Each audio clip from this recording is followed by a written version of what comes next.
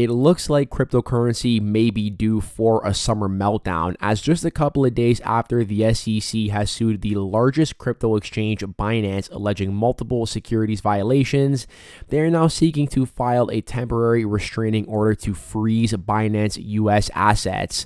At the same time, BINANCE has announced they are planning to delist over 100 plus trading pairs, and given the fact that the SEC has named tokens like Solana, Polygon, Cardano, and BNB security tokens, I do have reason to believe that CRO coin may in fact be next on the hit list. Additionally, ARBITRUM, the largest Ethereum Layer 2 scaling solution, came to a sudden halt today as developers' wallets actually ran out of Ethereum to pay for gas fees.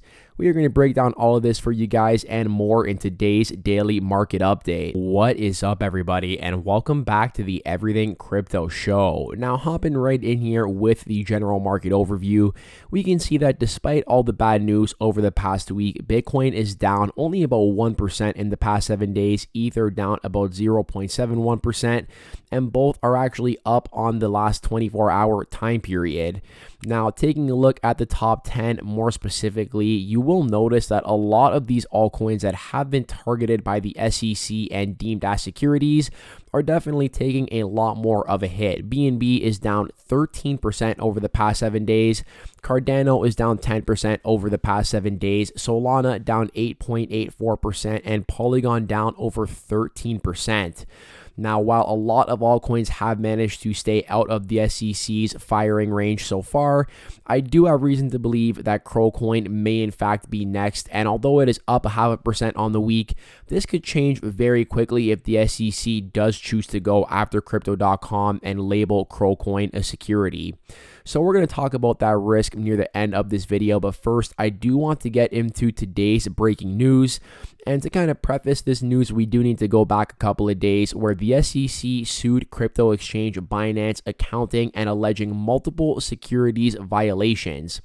The big violation here they are accusing BINANCE of is offering the sale of unregistered securities, including BNB token, BUSD, and others that were listed.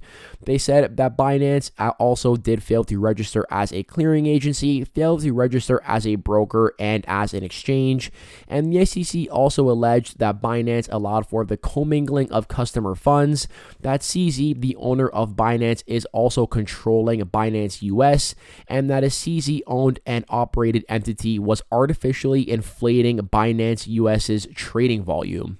The suit also alleged that multiple times BINANCE allowed US people to trade on its platform despite saying that it wasn't. Now, this highly resembles a lawsuit from the CFTC as well towards BINANCE, in which they claimed that BINANCE team members were encouraging institutions to use VPNs to conceal their identity and location and continue illegal trading on the platform. Now, hopping into what we heard yesterday, we heard that the SEC is now seeking to put a temporary restraining order to freeze BINANCE US assets. And we can actually take a look at the official document here. It says, this matter comes before the court upon the emergency motion by Plaintiff United States Security and Exchange Commission. And basically, they are looking to go ahead and freeze assets, and in order to show cause why relief for BINANCE US should not continue. Now, BINANCE did actually respond here on Twitter, but first, we do need to understand exactly what this means for people if your assets are on BINANCE US.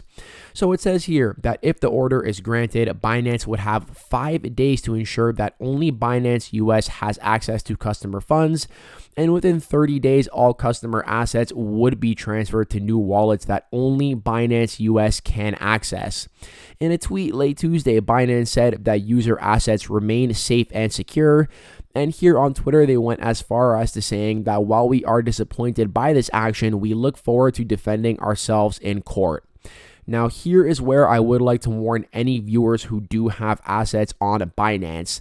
They can say whatever they want about your assets being secure. At the end of the day, if this file for the actual restraining order is granted, BINANCE has no option but to freeze all customer assets. If you still have assets on BINANCE, please consider looking into an alternative exchange, a hot or cold storage wallet, because if this restraining order is successful on behalf of the SEC, SEC, Binance will be forced to freeze all customer assets on the platform. And although Binance does appear via their tweets and any public statements incredibly confident in their ability to fight back against the SEC, unfortunately, their actions are telling me otherwise, as we can see a couple of days after the lawsuit was announced that Binance US plans to delist over 100 plus trading pairs, mainly with USDT. And these are not with small altcoins by any means. We can see very popular altcoins on this list, including Aave, including one of our personal favorites, Quant. We also have Axie Infinity, Mana, MakerDAO, and many more. So this goes to show you that despite what the SEC and what Binance is saying, they are definitely preparing for a legal battle here. And I don't think it's a coincidence that over 100 plus delisted trading pairs are coming just a few days after the announcement of the official lawsuit. Now, Binance has also tried to clap back at Gary Gensler, alleging that he offered to serve as an advisor to the crypto company back in 2019. So at the time, he was teaching at the Massachusetts Institute of Technology Sloan School of Management. He was appointed head of the SEC back in 2021.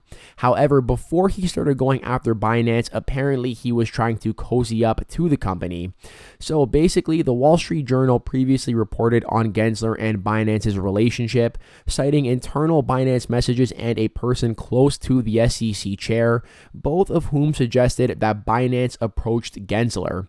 In the latest filing, the Gibson and Latham attorneys say that Zhao continued to stay in touch with Gensler after the March meeting, and at the future SEC chair's request, Zhao sat down for an interview with Gensler as part of a cryptocurrency course he was teaching at MIT.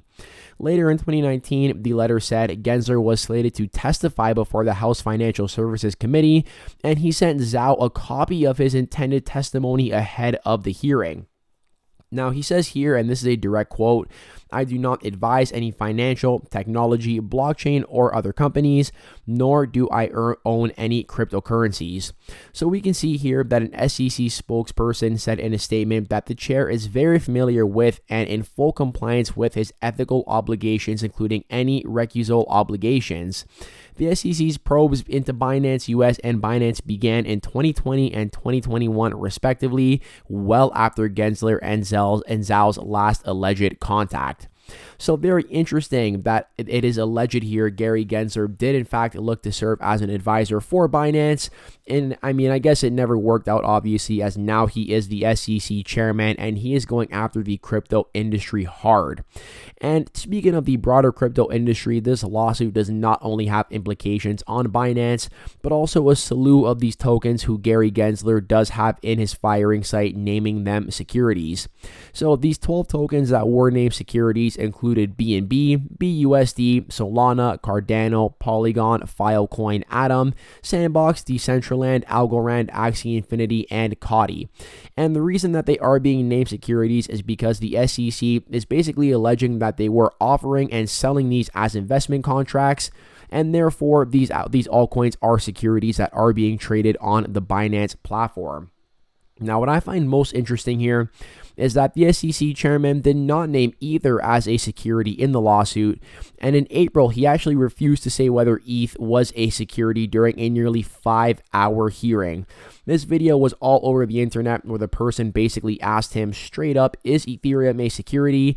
And Gary Gensler was stuttering, failing to actually give them a straight answer. But clearly, he's very confident that a lot of these other popular altcoins like Solana, Cardano, Polygon, and BNB do qualify as unregistered securities. And now this is where I do want to quickly speak about CRO because I do believe that while Crypto.com has not yet been in the firing range of the SEC, that this is something that may in fact come in the near future. Now, what do we know about BNB? We know that BNB token is in fact used as the preferred exchange token for the Binance platform. It is the native ecosystem token for not only Binance but also for the BNB chain. Now, very similarly, we know that Crypto.com is the native token of the Crypto.com exchange as well as the Chronos chain. So both are very similar in the aspect that they are the token of both a centralized exchange as well as a blockchain, which while people would like to believe are decentralized, these blockchains are also incredibly centralized as is. Both of them have teams that basically fund development on the blockchain. Both of them have grants programs to attract talent to the blockchain. Effectively, more or less, these blockchains are technology companies disguised and trying to behave as decentralized figures through the general nature of cryptocurrency. Now, the other thing here is that basically the reason these tokens are being said to actually constitute investment contracts is because you are buying these tokens in accordance with growth of their blockchain, and therefore any growth of their blockchain, or in the case of BNB and CROcoin, the centralized exchange, should equal to basically price appreciation of the token. So just how you would buy something like Apple stock to bet on the growth of Apple, you would be buying BNB to bet on the growth of Binance and the Binance Smart Chain, and CROcoin to bet on the growth of Crypto.com and the Kronos chain. So while I do love CROcoin here, it is still one of my favorite altcoins on the channel. It is worth noting that while CROcoin has not been targeted yet, this could happen in the very near future.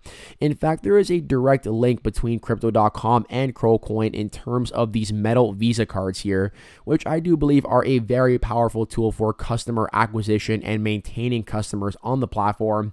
However, the SEC could definitely target this as Crypto.com selling an unregistered security in order to incentivize their Visa program.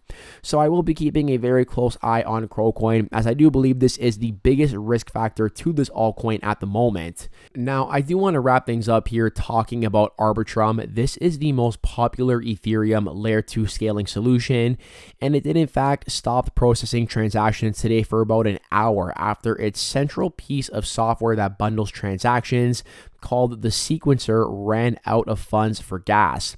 So we can see here, this is the ARBITRUM sequencer inbox, and we can see a very big delay here in transactions actually being processed, as the wallet did not have any Ether to pay for the gas fees. So ARBITRUM here actually brought the network with over 2.24 billion in deposits to a standstill. The reason was a bug that led to the blockchain's centrally controlled sequencer to run out of funds to pay for gas. So Patrick McCory, a developer at the ARBITRUM Foundation, says there was a bug that occurred on the sequencer that led to its batches reverting on chain. When the batches revert, the sequencer is not refunded the gas cost for sending the batch. When that happens, the sequencer runs out of ETH, and the bug was fixed. It was manually topped up again. So essentially, layer 2 blockchains like ARBITRUM need to send transactions back to Ethereum to achieve finality, meaning the transactions are inscribed on the Ethereum blockchain forever and cannot be changed. On-chain records show that the sequencer used up its stock of Ether, and with no Ether to pay for fees, the sequencer could not send transactions to Ethereum, effectively bringing ARBITRUM to a complete standstill. ARBITRUM currently has only one sequencer that processes transactions, and it's run by Off-Chain Labs, the company which created and stewards the ARBITRUM network. After failing to process transactions for approximately an hour, ARBITRUM now appears to be working again. A wallet which had previously sent funds to the ARBITRUM multi-sig wallet sent a total of 1.4 Ether to the sequencer, allowing it to start sending transactions to Ethereum. The sequencer has only been manually topped up with Ether 4 times since ARBITRUM launched in May of 2021.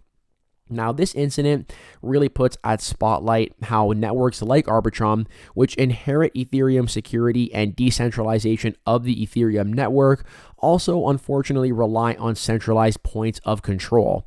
Off-Chain Labs has previously said it intends to decentralize ARBITRUM sequencer in the future, and I do believe that given what happened today, they will look to really accelerate the process of decentralizing this aspect of the network and having more than one sequencer wallet. Now, this is a very big deal. We can see here ARBITRUM is by far the largest Ethereum layer 2 scaling solution, with 2.71 billion in customer total value locked. Second place here is Optimism, coming not even close at 892 million.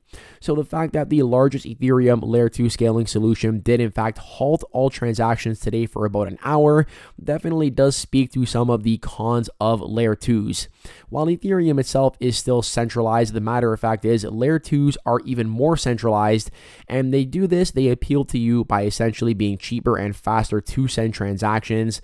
But this does show you an inherent flaw with layer 2 solutions, is that when it is in fact created by a developer team who controls the wallet that does bundle these transactions and pay for the gas fees, when there is an error like this that does occur, the entire blockchain comes to a halt. So between the news with Binance and now even on the blockchain side of things, we saw ARBITRUM halting transactions today. It definitely has not been a very good week for cryptocurrency. The silver lining here is that if we take a look once again at CoinMarketCap, the two blue chips of the industry, both Bitcoin and Ethereum, do continue to show resiliency and hold up well despite all the news. So on that note, I hope you did enjoy the content in today's video. You know what to do. If you made it all the way to the end, you are an absolute champion.